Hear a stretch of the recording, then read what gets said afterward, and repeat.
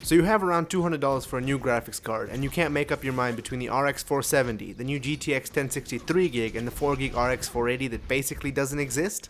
Well, let's take a look. So first off, this is an exact $200 graphics card showdown because we're comparing the MSI version of the RX 470 and GTX 1060 3GB, which are both aftermarket versions and as such cost around $10 more than the base card. But they're all in the same price range, making it hard to pick between them as the best choice for a 1080p gaming build. I included the RX 480 4GB in here basically just for reference because it doesn't really exist in the wild, but it provides a nice baseline comparison.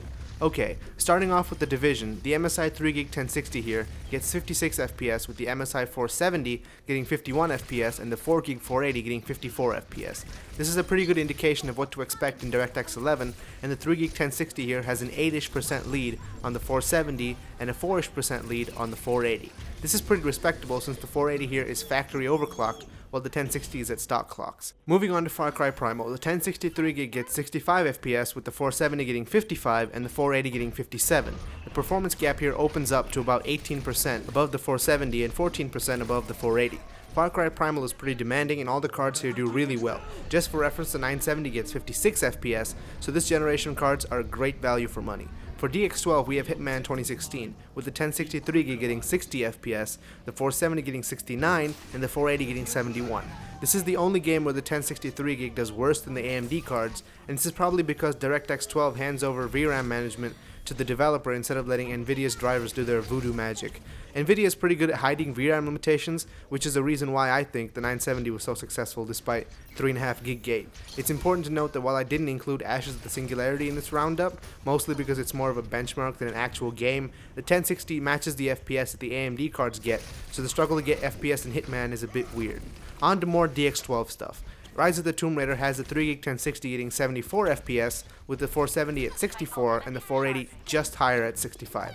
This is a more respectable DX12 showing, but I don't expect the 1060 to show a performance lead in DX12 in most other games.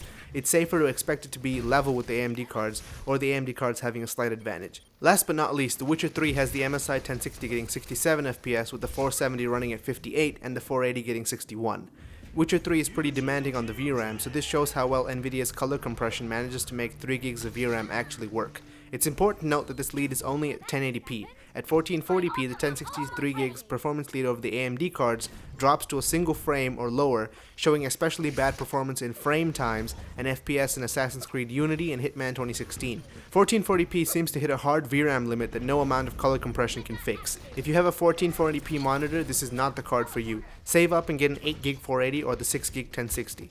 So what's the final word on the 3GB 1060 versus the 470? Since both of them cost about the same for the aftermarket versions, which one should you buy? Let's try and break it down. If you're gaming at 1080p and you're looking for the best graphics card for right now, like right now, you're sick of all your friends playing Overwatch without you type right now, then get the GTX 1060 3GB. It offers great performance for $200 for the games out right now. If you're looking forward to Final Fantasy 15 or whatever Star Citizen is supposed to do in the next year, and you just need something to tide you over till then, get the 470. It's basically a 970 in most games and will let you play at 1440p without having those weird frame time spikes. I would recommend the 4GB 480 instead of the 470, but Raja Koduri has decided that us mere mortals don't have the right to behold its value for money $200 goodness.